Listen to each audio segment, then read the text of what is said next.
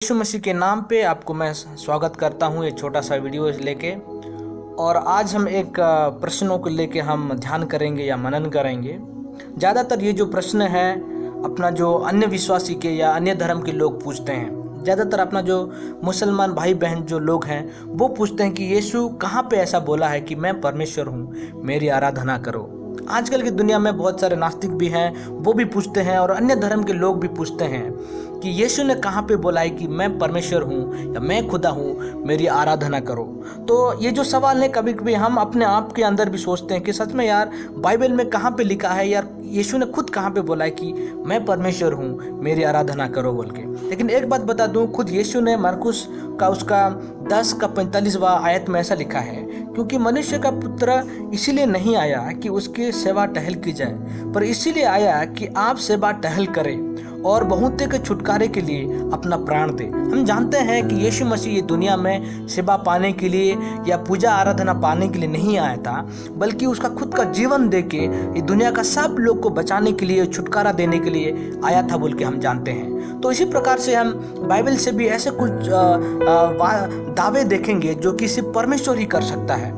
अगर वचन में देखेंगे तो ऐसा दावा है जो कि खुद परमेश्वर कर सकता है कि ये मैं हूँ या मैं ही ये कर सकता हूँ बोल के। तो आज वो दावे के अनुसार से हम समझने के लिए कोशिश करेंगे कि कैसे यीशु मसीह ने खुद को खुदा बोल के प्रकट किया या खुदा बोल के दूसरे के सामने दिखाया बोल के। ठीक है, तो हम कुछ सवालों के साथ ये जो प्रश्न का जो उत्तर हम पाएंगे। पहला सवाल ये है कि आदि और अंत कौन है। तो ये सवाल के द्वारा हम जान सकते हैं कि ये जो दावे जो आएगा वो सिर्फ परमेश्वर ही ले सकता है। तो पहला प्रश्न ये है कि आदि और अंत कौन है, who is the first and the last. तो ऐसे हम देखेंगे ये सवाल का अगर जवाब ढूंढेंगे तो वचन में ऐसा लिखा है, जो कि ईसाया का उसका किताब 44वां अध्याय उसका 6वां आयत में, आयसाया उसका 44 चैप्टर 6वां वचन में ऐसा लिखा है, यहोवा जो इजराइल का राजा है अर्थात सेनाओं का यहोवा है, जो उसका छुड़ाने वाला है, वो ये कहता है, मैं सबसे पहला हूँ और मैं ही अंत तक रहूंगा, मुझे छोड़ के कोई परमेश्वर नहीं है। इधर हम देखते हैं खुदा परमेश्वर इधर एक दावे के साथ बोल रहा है कि मैं ही सबसे पहला हूँ और मैं ही अंत तक रहूंगा और मुझे छोड़ के कोई परमेश्वर नहीं है। ये एक दावे जैसा है, ये एक दावा है जो कि सिर्फ और सिर्फ परमेश्वर ही ले सकता है। इसलिए बोल रहा है मैं ही अंत हूँ या मैं हूँ आदि हूँ बोल के, और मेरे सिवा कोई आदि नहीं है, मेरे सिवा कोई अंत नहीं है बोल के खुद परमेश्वर इधर बोल रहे हैं। तो अगर परमेश्वर ही ये चीज बोल सकता है तो नया नियम में वही परमेश्वर फिर एक बार बोल रहा है, वो यीशु मसीह के रूप से हम देखते हैं। उसमें प्रकाशित वाक्य उसका 22वां अध्याय उसका 13वां आयत में यीशु मसीह खुद ऐसे बोल रहे हैं, मैं अल्फा और ओमेगा, पहला और अंतिम, आदि और अंत हूँ। हम देखा कि पुराने नियम में सिर्फ और सिर्फ क्या है, परमेश्वर खुदावन ही क्या है, ये जो दावे को ले सकता है कि मैं ही पहला और अंतिम और आदि और अंत हूँ।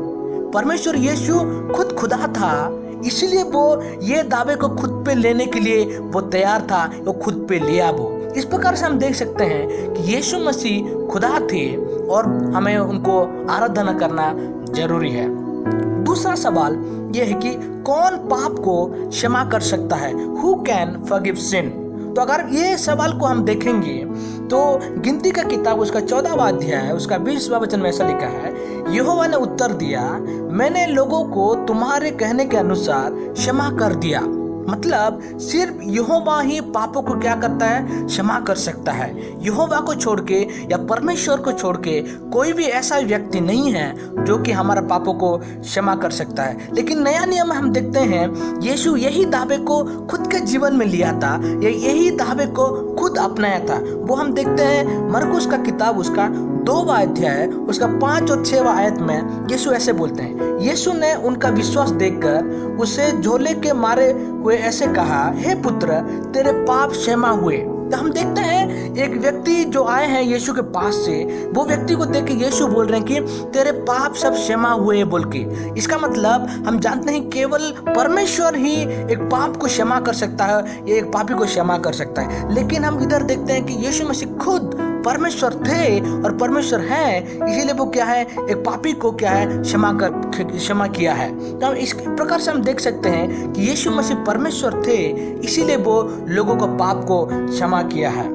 तीसरा क्वेश्चन ये है कि कौन जीवन दे सकता है, हु कैन गिव लाइफ। तो अगर हम देखेंगे, अगर पुराने नियम में वो पहला सामुएल उसका 2वां अध्याय है, उसका 6वां आयत में ऐसे लिखा है, यहोवा लोगों को मृत्यु देता है और वह उन्हें जीवित रहने देता है। तो अगर देखते हैं इधर हम, तो यहोवा या परमेश्वर ही लोगों को जीवन देता है और वो क्या करता है, लोगों को मृत्यु भी देता है बोल के। तो अगर जानते हैं केवल परमेश्वर जीवन ले सकता है और परमेश्वर ही जीवन दे सकता है। उसी प्रकार से अगर हम नया नियम में आएंगे, खुद यीशु ने ये दावा को अपने आप में लिया था।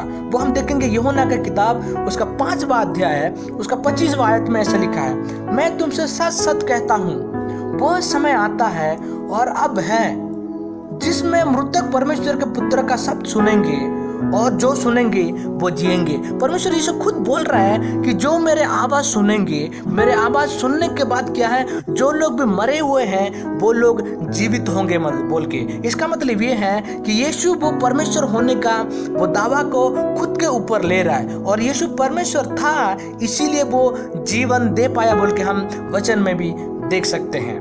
दूसरा सवाल ये है कि कौन सत्य है, हु इज द ट्रूथ बोल के हम बाइबल में देख सकते हैं। अगर हम पुराने नियम में देखते हैं, वो इसाया का किताब उसका 65वां अध्याय है, उसका 16वां आयत में ऐसा लिखा है, तब सारे देशों में जो कोई अपने को धन्य कहेगा वह सच्चे परमेश्वर का नाम लेके अपने आप को धन्य कहेगा। इधर हम देखते हैं कि सच्चे परमेश्वर मतलब केवल परमेश्वर सत्य है और वो ही सच्चा है बोल के हम पुराने नियम में देख सकते हैं। और परमेश्वर खुद ही और परमेश्वर ही एक ऐसा व्यक्ति है जो कि क्या है, ये सच्चे होने का दावे को ले सकता है। और इसी प्रकार से अगर हम यूहन्ना का किताब उसका 14वां अध्याय उसका 6वां वचन नया नियम में देखेंगे, यही जो सत्य होने का दावे को इसे खुद लिया था। वो यूहन्ना उसका 14वां अध्याय उसका 6वां वचन, यीशु ने उससे कहा, मैं ही मार्ग हूँ और सत्य हूँ और जीवन हूँ। इधर देखते हैं यीशु खुद अपने आप को बोलते हैं कि मैं ही सत्य हूँ। ये जो सत्य होने का जो दावा है जो सिर्फ परमेश्वर ही ले सकता है और यीशु मसीह परमेश्वर था, इसीलिए वो क्या है, वो सत्य होने का वो दावे को अपने आप को ऊपर लिया था। और एक क्वेश्चन है कि अंतिम न्याय जो धीश है वो कौन है और अंतिम जो विचार जो करता है वो कौन है। इसका मतलब है कि हु इज द फाइनल जज बोल के हम इंग्लिश में बोलते हैं। तो अगर हम भजन संहिता उसका 9वां अध्याय है उसका 7वां वचन हम देखेंगे तो ऐसा लिखा है, किंतु यहोवा तेरा शासन अविनाशी है और यहोवा ने अपने राज्य को शांतिशाली बनाया है और उसने जगह में न्याय नाले के लिए ले के किया है बोल के हम देखते हैं इधर।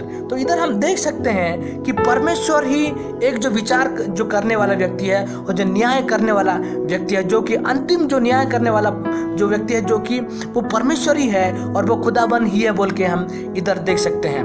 लेकिन वही जो दावा जो कि सिर्फ परमेश्वर ही कर सकता है कि मैं ही अंतिम जो विचार करने वाला हूँ या मैं ही जो अंतिम न्यायाधीश हूँ बोल के सिर्फ परमेश्वर ही बोल सकता है। लेकिन वही दावे को यीशु मसीह खुद अपने आप में लिया है, जो कि हम मत्ती उसका 25वां अध्याय है उसका 31 और 32वां आयत में हम देख सकते हैं। उसमें ऐसा लिखा है, मनुष्य का पुत्र जब अपनी स्वर्गीय महिमा में अपने सभी दूतों के समेत अपने शानदार सिंहासन पर बैठेगा तो सभी जातियों के उसके सामने इकट्ठे हो जाएंगे और वह एक दूसरे से वैसे ही अलग करेगा जैसे कि एक गदरिया अपने बकरियों से भेड़ों के अलग करता है। तो इधर देखते हैं यीशु मसीह जब अपना महिमा में आएगा वो एक राजा, एक विचार करने वाला जैसे राजा जैसे आएगा तो अपना सिंहासन में वो बैठेगा। मतलब क्या है, वो एक अंतिम क्या है, वो न्यायाधीश के अनुसार या अंतिम जो न्यायाधीश के रूप में परमेश्वर यीशु मसीह क्या है आ रहा है और खुद को बोल रहा है कि मैं ही अंतिम न्यायाधीश बोल के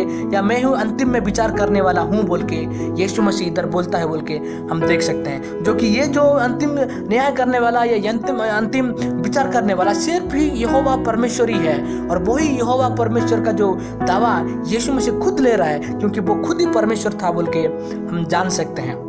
लेकिन अगर हम यीशु मसीह का जो जन्म से लेके उसका स्वर्ग जाने तक का जो हम समय में देखेंगे, तो यीशु मसीह के अनेक लोग आके क्या क्या आराधना किया बोल के हम देख सकते हैं। अगर हम यीशु का जन्म के समय पे देखेंगे तो मत्ती उसका 2वां अध्याय उसका 11वां वचन में ऐसे लिखा है, और उस घर में पहुंचकर उस बालक को उसकी माता मरियम के साथ देखा और दंडवत होकर बालक की आराधना की। हम जानते हैं इधर यीशु मसीह का जन्म हुआ है, और ये जन्म होने के समय पे क्या है, हम जानते हैं कुछ ज्ञानी लोग आए और ज्ञानी लोग आके यीशु मसीह के सामने दंडवत होकर क्या है, वो लोग ने यीशु मसीह को आराधना किया बोल के हम देख सकते हैं। लेकिन और एक समय पे क्या है, यीशु मसीह का जो सेवकाई के समय पे जो यीशु मसीह जो सेवा करना शुरू किया, लोगों को प्रचार करना शुरू किया, चिन्ह चमत्कार करना शुरू किया, उसी समय पे भी हम देखते हैं कि मत्ती लिखित सुसमाचार उसका 14वां अध्याय उसका 33वां वचन में ऐसा लिखा है, इस पर जो नाव पर थे उन्होंने उसकी आराधना करके कहा, सचमुच तू तो परमेश्वर का पुत्र है। हम जानते हैं ये जो घटना हमें पता है, तो जब चेले लोग ने यीशु मसीह को ऐसे काम करते हुए देखा तो वो लोग क्या क्या यीशु मसीह को आराधना किया। हम देखते हैं उन यीशु मसीह का जन्म के समय पे ज्ञानी लोग और जो पंडित लोग आके यीशु मसीह का आराधना किया, और शिष्य लोग क्या है यीशु मसीह का आराधना किया। जब यीशु मसीह मृत्यु होकर पुनर्जीवित हुआ या पुनरुत्थान हुआ, उस समय पे भी हम देखते हैं कि उनका जो शिष्य लोग हैं उनके पास आके उन्होंने आराधना किया। हम देखते हैं उसका लूका रचित सुसमाचार उसका 24वां अध्याय उसका 52वां वचन में हम देखते हैं, और वे उसके आराधना करके बड़े आनंद से यरूशलेम लौट गए बोल के हम देखते हैं। तो यीशु मसीह का जन्म के समय पे, यीशु मसीह का सेवकाई के समय पे, यीशु मसीह का पुनरुत्थान के बाद और स्वर्ग जाने के समय पे भी हम देखते हैं उसके चेले लोग ने उसका आराधना किया बोल के हम देखते हैं। और जब भी कोई ना कोई यीशु की आराधना किया, कभी यीशु यही नहीं बोला है कि मैं परमेश्वर नहीं हूँ और मेरी आराधना मत करो बोल के, ताकि उनका जो आराधना को, उनका जो पूजा को, उनका इबादत को क्या है परमेश्वर खुद ग्रहण किया और दिखाया कि मैं परमेश्वर हूँ बोल के। तो ये जो 5 जो हमने जो सवाल देखा है, ये जो 5 जो दावे हमने देखा है, सिर्फ और सिर्फ क्या है परमेश्वर ही ले सकता है। वो 5 जो दावे हैं, फिर से मैं एक बार बोल देता हूँ कि आदि और अंत कौन है, पाप का क्षमा कौन कर सकता है, और अंतिम जो न्यायाधीश कौन है, और कौन सत्य है और कौन जीवन दे सकता है। तो ये जो 5 दावे हमने देखा है, यीशु ने अपने सेवकाई के जीवन में अपना जो जीवन में हमने ये दिखाया और ये प्रकट किया कि मैं परमेश्वर हूँ और मेरी आराधना करना जरूरी है बोल के। ये जितना भी दावे हैं यीशु मसीह खुद लेने का कारण ये था कि खुद वो परमेश्वर था। इस प्रकार से हम जानते हैं कि यीशु मसीह खुदा था और हम उसका आराधना और इबादत और पूजा करना जरूरी है बोल के। ये वीडियो के द्वारा परमेश्वर आपको आशीष करे। आमीन।